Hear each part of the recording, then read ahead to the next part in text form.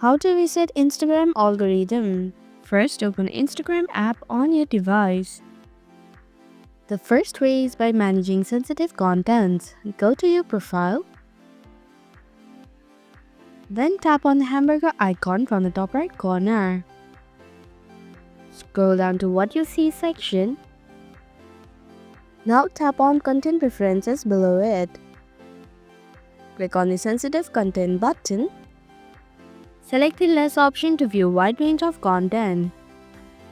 The second way is to adjust your interest. Go back to the previous page. Click on interest button. If you showed any interest in any post, then it will be shown here.